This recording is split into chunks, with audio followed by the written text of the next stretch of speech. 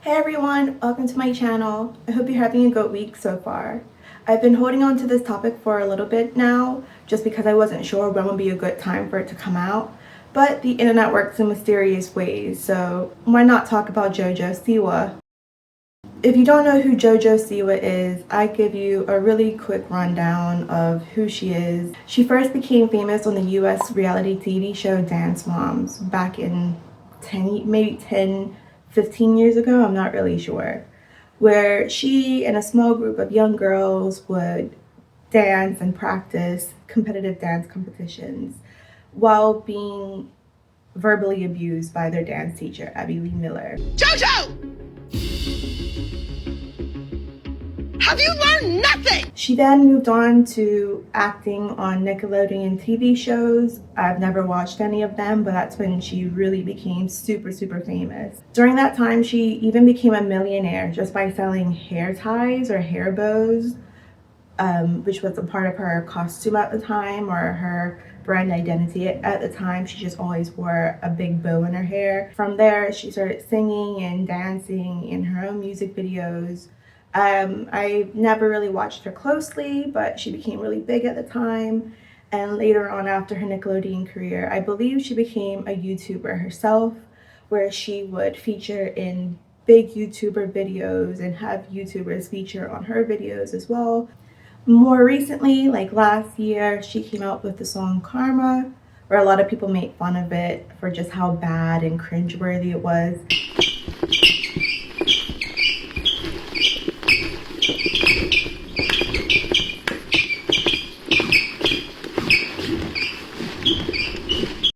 During the release of the song, she also came out with a lot of wild claims about the stylistic choices behind the song, the kind of rebrand she was trying to attempt along with the song, saying that she was a bad girl, she did bad things, and no one else has made this pivot in music history, and the song kind of falls into this new category that she's called gay pop, and no one else has made music like it before. And as of this past week, she's put out a cover of the song Betty Davis Eyes. Singing is quite generous of a term. If anything, it just sounded like auto-tuned growls into the microphone, and she called it a cover.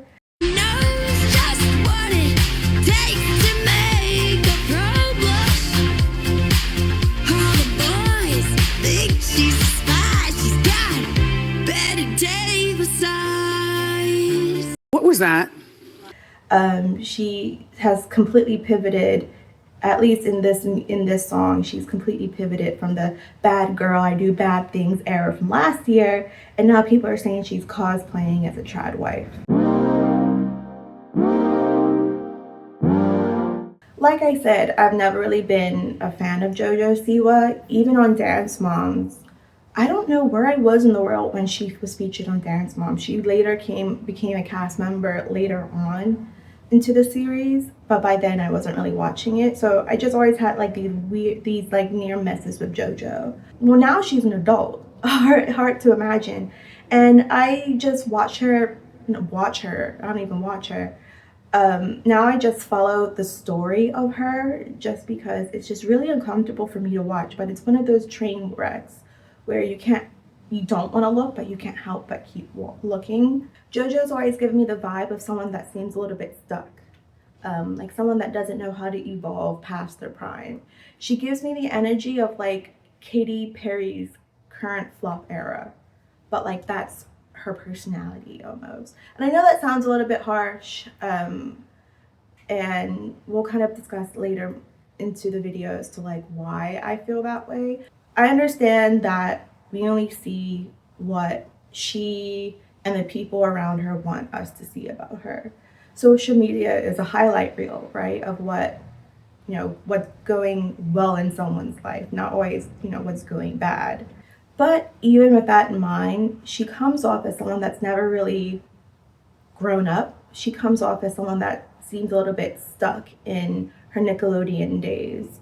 Someone that's struggling to come to terms with being an adult. This goes from the way she dresses, what she says in public, putting stick-on gems into her ears to look like piercings, getting drunk at Disney, cosplaying as a construction worker, and even allegedly cosplaying as a lesbian, apparently. I don't know. It's giving more struggling child star than quirky adult. And I don't think it's about her personality. I think she's been trained and taught to be this way as a child, and as an adult it doesn't translate the same way, obviously.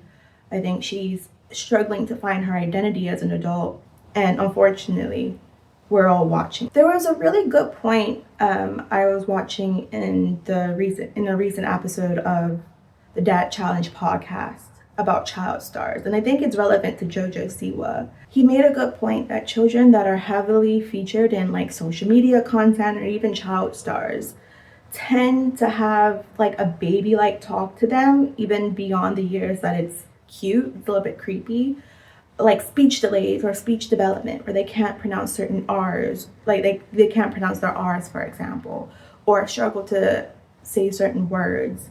It all comes out quite baby-like. I think he was saying that that's an indication that, you know, they're poorly educated. What actor or singer is your favorite? My favorite singer is Miley Cyrus, hands down. 7 flawless dancers ask, where do you get your bows? They are awesome. My mother makes them all. In my opinion, this is completely speculation. This isn't confirmed, but I think JoJo's family may have intentionally delayed her speech to sound more cute. If you remember, she, you know, had a certain lisp or a certain way that she spoke where she couldn't pronounce those R's. You know, she, even into like her teenage years, she had this weird speech impediment that you know, a lot of people made fun of her for, because it wasn't quite normal for someone her age to still speak quite baby-like. And I think this has to do a lot with marketing to children. As her brand evolved and as she became more and more famous and to be more marketable, why not have her sound more childlike to appeal to more children? So that's my conspiracy theory. I could be completely wrong. It could be a speech impediment. I have a speech impediment. I had one growing up as well. So who knows? It could be it. But I think having such a strong speech impediment where she couldn't pronounce her R's, and other certain letters and sounds. But unfortunately, beyond the speech delays and who knows, lack of education, there's a lot more going on to JoJo Siwa that I don't think enough people are talking about, or maybe they have and I've missed the conversations. But I don't know, she's just always made me really uncomfortable to watch. I don't think it should be ignored that, you know, when JoJo was in her multiple controversies with Colleen Ballinger and then the pop star group that she tried to start, you know, a lot of people came to her defense and didn't really hold her accountable for the things that she did wrong. I think JoJo has this weird aura around her. She has this energy. She comes off as someone that seems really immature for her age, seems quite childish. And to the people closest to her, she comes off as someone that needs to be protected rather than her protecting herself, having people fight her battles for her and be her mouthpiece to some degree, standing up for her. For some people, it's really easy to forget just how old she is. She's in, you know, her early 20s. And so much about her behavior, her relationships, the way she dresses, like I said earlier, even the work that she puts out, has someone that's kind of struggling to find her own identity, struggling to stand up on their own 2 feet, and, you know, can't evolve past the, you know, JoJo Nickelodeon hair bow era that, you know, doesn't really apply anymore. Dream guest on my podcast? Oh my gosh. I mean, honestly, let's spice things up. One of my exes. Oh? Like, one thing that really bothered me about, well, one of the multiple things about her that bothered me was, remember when, I think it was a year or 2 ago, when she said that she wanted to have children. She was high on this horse of she wants to have children. And specifically, she wanted to have triplets. And she was going to name them Eddie, Teddy, and Freddie. And that really bothered me because it came across as someone promoting having children at a young age, not because they're fully aware of the responsibility that's involved with having multiples at once, let alone just having one child, but more because it seemed cute and fun to name her kids, these imaginary kids, these fun, cute, quirky little names that she could, create their identities for them before actually having the children. And I don't know, something about that really bothered me. Just, having a naive and childlike stance into the conversations about bringing life into the world, I feel like could be really dangerous. Of course, maybe I'm thinking about it too deeply. She doesn't talk about it anymore. But I remember when she said that was really seemed really naive and quite silly for her to say. Beyond just this delusion that she has about her, it's also a problem about the people that she surrounds herself with. We saw this as she was moving into more of the YouTuber space. Then she was a teenager and hanging around a lot of adults that were also in the industry, but were significantly older than her. Like I said earlier, she was hanging around Shane Dawson, Colleen Ballinger. I think she was hanging out with, James Charles in the mix. A bunch of significantly older people that she was just kind of put in front of and, made friends with. Thinking critically about it, these are people that have something to gain from her, They're going to be yes men. They're not going to be having critical conversations and deep, meaningful connections with her. This is someone that's going to boost their social media audience count. This is someone that's going to get them views. Sure, they might have some kind of friendship, but what do you really talk about with someone that's, probably less than half your age at the time? And with that age discrepancy, there's also the fact that they might feel a need to protect her or care about her. I think a big example of this is her current relationship with Chris Hughes and how we saw that come about. Again, he's significantly older than her, and though I didn't watch Big Brother UK myself personally, there are plenty of clips where it seems like he's caring for her more of a parental way than a romantic way. Just talking in there. Yeah. It just made me really emotional. Yeah, good. And I feel like, I feel very grateful. Yeah. I feel very confused. I feel very happy. Why are you confused? Stam. We're easy confused in our world. Yeah. I mean, even seeing them side by side in just pictures, they come across more of an older brother and a younger sister, or a young dad and his kid, than two people that kiss. Than two people that have any kind of romance between the two of them. They just don't seem like a pair that really go together. And surrounding herself with people that take on more of a caretaker, protector, even parental role to a degree, I feel like further stunts her maturity and emotionally. And even just her education, I feel like having these people that kind of pander to her and kind of infantilize her even. I mean, who knows? I feel like really further stunts and hinders her self-development as a person. Just look at how she reacted to Tana Mojo last year after the whole Karma Bad Girl era came out. Tana Mojo said, how much of a bad girl are you really? Have you ever smoked a joint? Or even more recently, when Miley Cyrus made a joke about her. It's Miley. I just want to tell you have an amazing World Pride. Is it a month? It should be a year. It should be infinite. All right, I'm going back to get some more pretzels and find JoJo Siwa and bring you back out. Both times, JoJo reached out to them personally, to me, almost seeming to guilt them into feeling bad about their criticism and what they had to say about her, rather than going with the joke or taking it on the chin. I'll be honest, I don't follow JoJo heavily, especially when it comes to her career. The music she puts out, I only hear about it when it's heavily memed on the internet. So in terms of previous albums or songs that she's put out, I'm not going to comment on that. Especially when it comes to Karma, her creative choices surrounding that song came across quite tacky and childish and cringy and even lacking real, true creative and artistic input. Decking herself out in crystals and tacky hair extensions and weird costumes. And we already know she didn't write the song. The artist who the song was intentionally meant for, like years ago, almost a decade ago, came out and said so.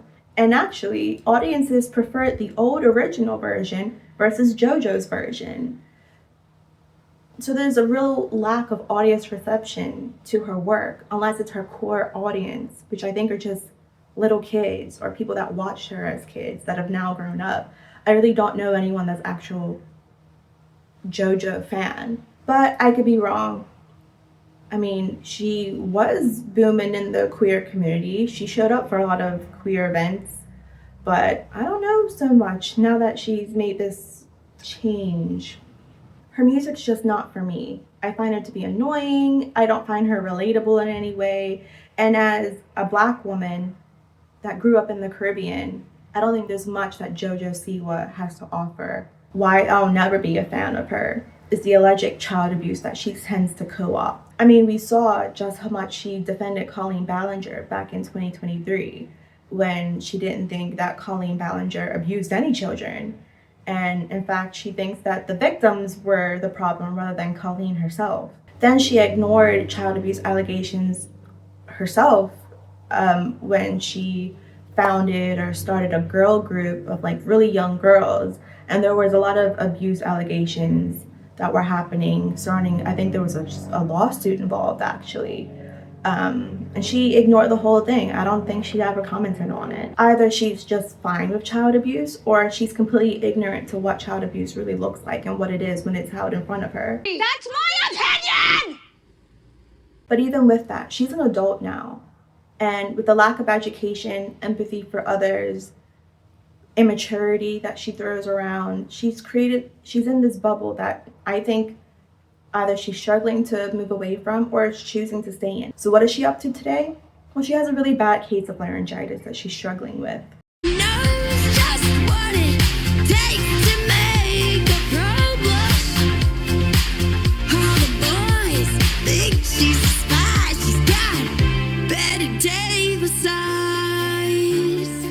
If you want to listen to the full cover, go ahead. But even with the artwork that she put out to promote this song, it goes back to my point about being immature or having a little childish tone to it.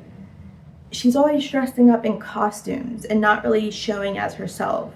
We went from Kiss to I Love Lucy in the span of a year. It comes across as a lack of authenticity and just showing up to play a part. I saw in a recent TikTok that allegedly she's trying to move to the UK. I don't know how true that is, but allegedly she's trying to sign to a UK label so she can move to England. I don't know how that will work or benefit her. You know, as an American that lives in the UK, there are 3 things that British people love to complain about. That's the weather, the government, and Americans. And I don't think JoJo has the mental capacity to really deal with how blunt and abrupt the UK people are about how they feel about something. You know, taking the piss or taking the mickey, I don't think that's something that, at least from what we've seen, something that she could really cope with. Ooh, a bird. So she's likely to have a far different experience than I had when I first moved to the UK. So let's hope, if that's true, that it works out for the best. But the thing is, if she does move to the UK, what does that mean for her relationship? Yeah, she'll be closer to Chris, but I feel like their relationship's already moving too fast. If she were to move to the UK, I feel like Chris, at the big age of whatever he is in his 30s now, will get really tired of her. I don't know about you, but JoJo comes across as someone that could be really toxic in a relationship. Based on what we know from what her exes have said, she comes across as someone that could be really cold and callous. But with Chris, I don't know, Chris just comes across as someone that's this brand new shiny thing that kind of has her interest for a little bit. But with how fast things are moving, I highly doubt that this relationship will last. Mind you, I think it's also creepy that Chris is older. He's a more mature man. And with JoJo being so young, fine, that happens a lot, that I don't necessarily agree with relationships. But because she acts so young, isn't that not creepy? Like, isn't that not weird? Like, I'm sure, like, behind closed doors, like, if this is a relationship that's just for publicity, he has to be weirded out by her, I feel. She just seems like a bit much. As for this trad wife rebrand that she's doing right now, I'm really curious as to what she's gonna say about it, what her intention, what her inspiration, what the reasons for this rebrand are. Not to be too political, but I do worry with the recent statements JoJo has said about her sexuality. Not that what she's said is necessarily wrong, but I feel like, at least with more conservative political groups, they'll use JoJo with the big platform that she has and use that as a justification to disprove or to invalidate gay rights and gay political movements. I'm not a queer person myself, but I have a lot of friends that are, and I'm aware of and educated in the lengths and the struggles politically that the queer community have had to go through to get equal rights and are still fighting for those rights till today. And I just worry with JoJo coming out so publicly about the confusion around her sexuality, that conservative groups would say, see, JoJo Siwa says that being gay is a choice, and use that as kind of justification to withhold gay and queer and LGBTQ rights. That's my little political stint. I don't want to get too heavy into it, but it is something that I did think about. At the end of the day, I do feel sorry for her a bit. She is going through all of the same awkwardness and self-realization that a lot of us were able to do in private in our, teens and young adult years, coming to terms with our sexuality, our gender identity, our purpose in the world. We're all able to do that in private. But with her, she's doing that with a camera on her face. She's doing that on social media. She's making a lot of mistakes that we all have made, all right in front of us. And it's really awkward and cringy and uncomfortable. I mean, she even said it herself, I believe. She said that, she went with the label of being a lesbian because people around her said to do so. And it's only now that she's coming to terms with, wait, she might not actually be gay. Always told myself I'm a lesbian, but I think being here, I realized, oh no, I'm not lesbian, I'm queer. And I think that's really cool. And ran with it because of the people around her, which tells me that she's not really finding herself in the way that most of us should. It's more of the people around her that are kind of swaying her which way she should go in terms of publicly announcing her gender identity and her sexuality, which is quite sad when you really think about it. Though I'm glad she's being honest and as transparent as she can be about her sexuality, it's sad that she's had to have someone like Chris come along to help her realize that rather than realize that for herself. And unfortunately, as we've all seen, she had to publicly embarrass and hurt someone that really cared about her. So yeah, that's my take. That's why I really don't care about the JoJo Siwa situation. Let me know what you think. Do you agree with what I said? Do you disagree? Do you think that JoJo Siwa will be able to grow and evolve past this weird bubble that she's put herself in?